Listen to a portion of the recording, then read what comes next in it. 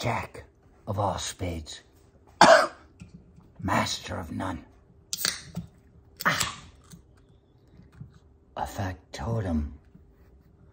Anybody reads Bukowski, they know.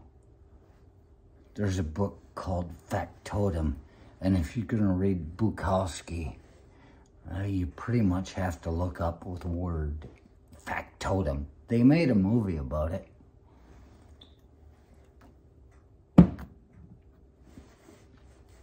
A factotum is defined as a jack of all trades, a master of none. Look, see what I'm wearing here? This is restaurateur business. It's a fucking hat. It's a Detroit Tigers hat that I was wearing in my McDonald's uniform the day this book came in the mail. Peterson's College Guide. I don't know if anybody knows what it is. I didn't know what it was. I said, oh, these, and only certain people in the United States, it seems, got this. They wanted me to be educated, but I didn't follow their needs. Not the way they wanted them to be. I got educated. I've been spending my whole life learning a thing or two. But it's a hat. It's a Detroit Tigers hat. This is something that somebody in the place I go, he once said, just like a week ago. He said, for a guy that doesn't wear hats, you've got a lot of them. I had to explain to him, people just give me hats. There are only like 2 or 3 hats that I've ever bought. But they give me hats. And so I wear them. And this is my Detroit Tigers hat. Then there's this one. I was in the Cherryland Mall in Traverse City, and I saw this hat, this sheepskin hat. And it looked so warm and good. I just had to get it for my dad. And he would wear it when he was blowing the driveway. And he would tell me afterwards, when I'd be around, he said, I was wearing that when I was blowing the driveway. I had to take it off. My head started to sweat. And then there's this one. And then there's this. I spent 4 years in the fucking United States military type of things. Just supporting everything I said I'd do because I held my hand up and said I would protect the Constitution. They only got me saying that for 4 years. I wore this hat. I went to war. I did what I was supposed to. Now I question what it was all about, right? And then there's this. And then there's this. This is my airborne cap. There. I was 17 years old, and Frank Elliott, who had been grooming me for his military recruiting shit for years, had talked to my parents. He came by and said, yeah, just sign this. And he doesn't have to go in. He doesn't have to sign up. But it allows to get his physical out of the way. And if he decides to go in, he can do it then. And it turned out they had everything I wanted. I had airborne training in my contract. And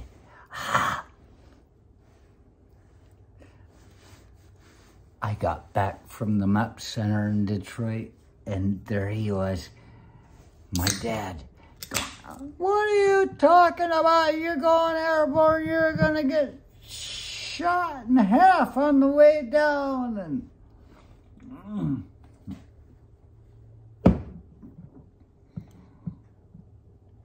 blood from the sky. This is part of my thing. I should be blood raining from the sky. Rain and blood. Rain and blood. And my dad, after I got back from airborne training, I bought this hat. They said, you're not supposed to buy it, it's bad luck. And I said, fuck you, I'm buying the hat. Everybody around me fell out. I made it. And standing in Glenn's Market and Family Centers with my dad, he's saying, this is my boy. He's airborne. And I'm sitting there going, you are not allowed to say that. You stood against my decision, and now you're going to take honor and pride in it. And so I got this hat.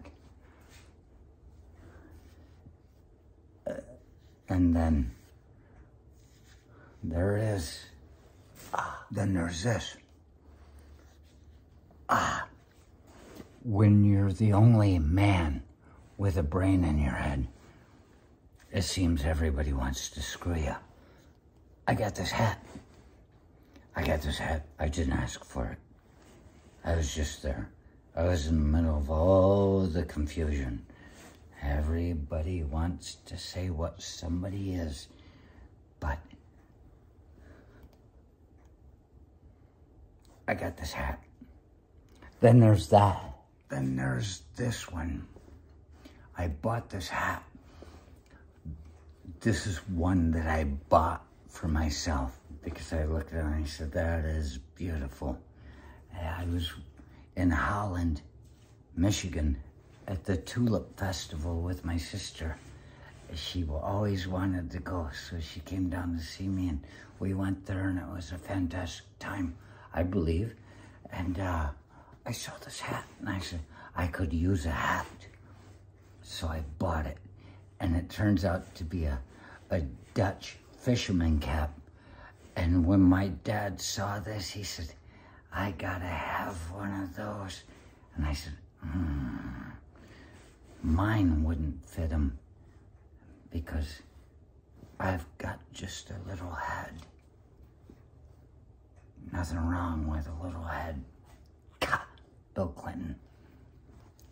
So I went out of my way, and it took me 7 hours to get home on a motorcycle where it would normally take me about 3. But I went out of my way, and I bought him one of these hats. And into the last pictures of him alive, he's wearing this hat, and that makes me happy. And then there's this.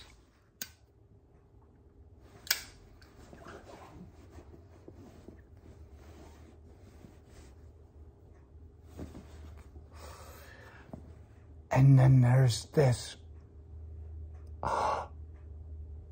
Hashtag radio for the deaf. I don't know.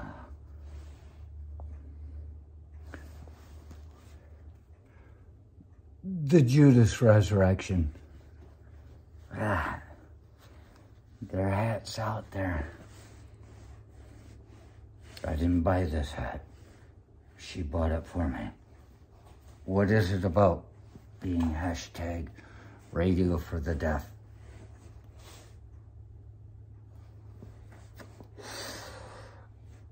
People can pump shit into that channel all they want, but all I was doing is saying,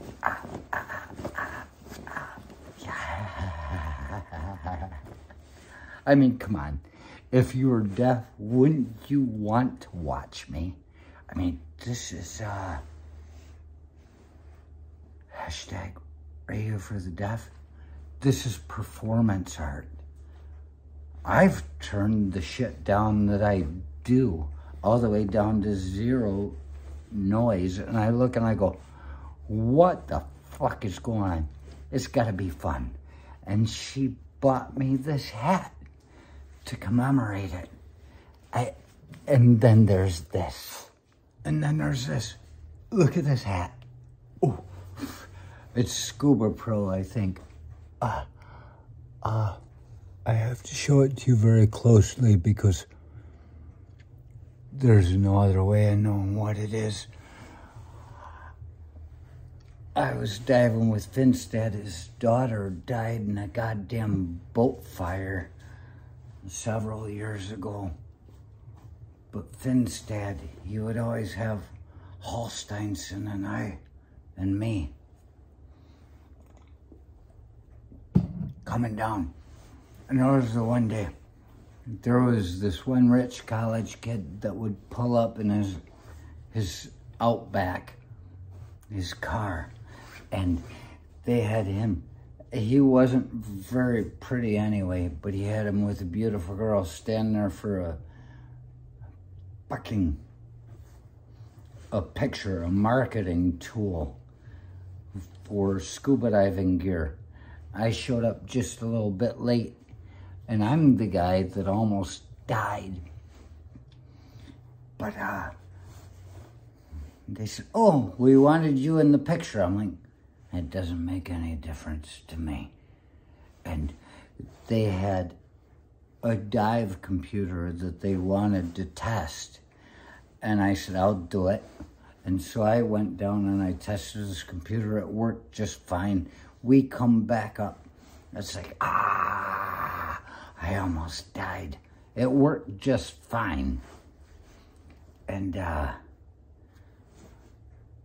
they had hats rolling around. I didn't get my picture taken. I didn't get anything. I was the guy that was the test subject. Number 25, whatever you might want to say. I was a test subject. And I said, I want a hat. And this hat I wore for years and years and years. Scuba Pro. It was a free hat. But this represents my ability to say fuck it to everything. And let's see how it goes. And then there's this.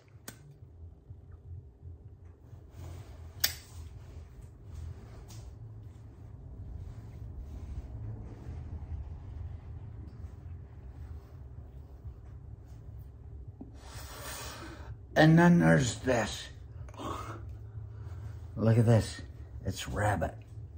You can pet it all you want. This hat takes 40 degrees below Fahrenheit.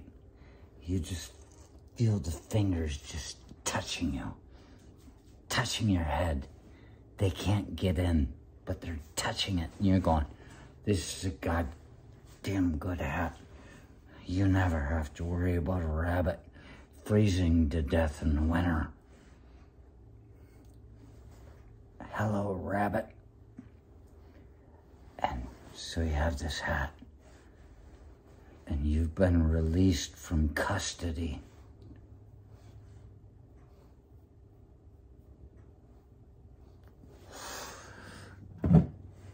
From the Ukrainians.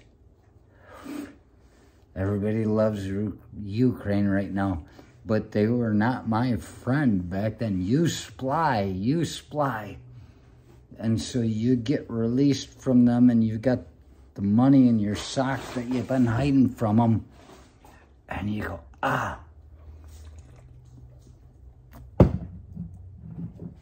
got to buy a hat. 13 American dollars. Fits like a glove.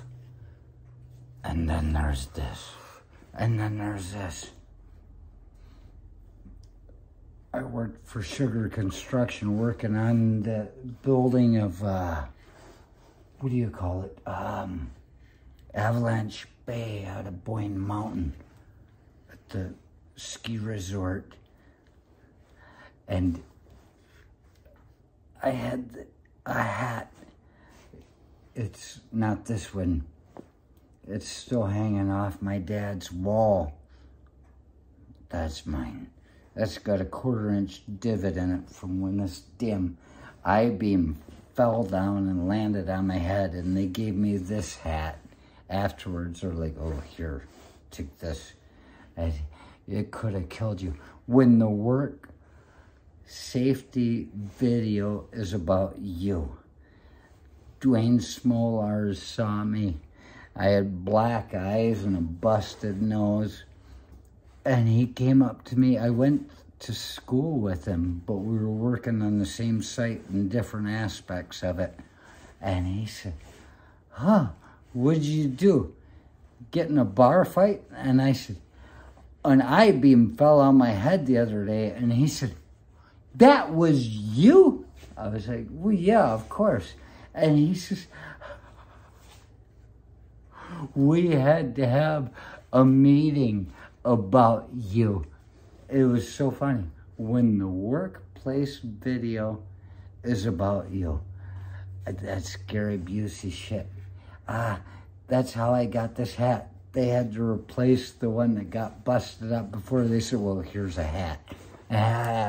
Then there's this. And then there's this. Oh. Cover it up. Look at that. I got a hat.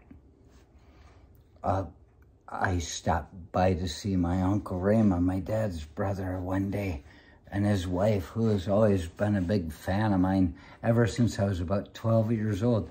You want to have somebody to blame for what you've become? Pick the people that love you. It's rare to find somebody that loves you, that will tell you to run down a path that's going to lead to nowhere. She saw me and she said, I got this hat. She said, I got it for your Uncle Raymond. She said, look at that. Don't you see the Polish eagle on there? And it's got her name. It's got their name. The Polish eagle. And to have been able to take that hat and allow it to be a part of myself. A hat I didn't buy. Something somebody wanted me to have. There's some kind of honor in that. And then there's this, and there's that. Yeah, you're out there tearing down your dad's house, and all you've ever wanted is a fedora, and you come across this thing in there, and it fits like a glove. What more do you want? But this hat. But then there's that. There's this Punxsutawney Phil cap. I mean, look at it.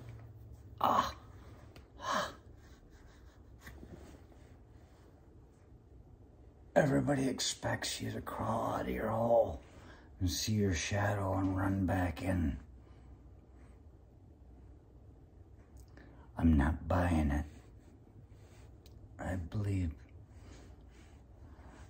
anybody with any strength of mind is going to see the truth.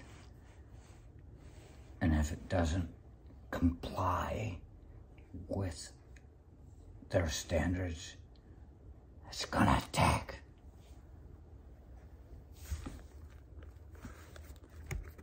How many times can you walk around with a hat?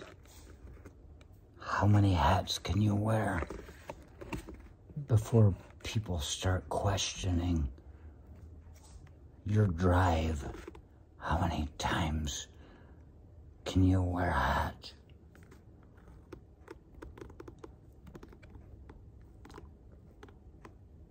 Without people understanding there's more to this than what we see. Then there's a man of many heads. For Brandon, who are we supposed to be? What hat do we wear? Then there's this.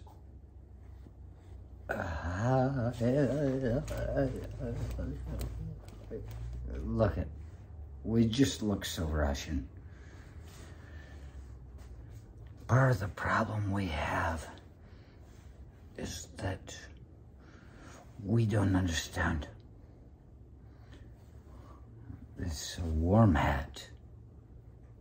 It's gonna take care of the business at hand.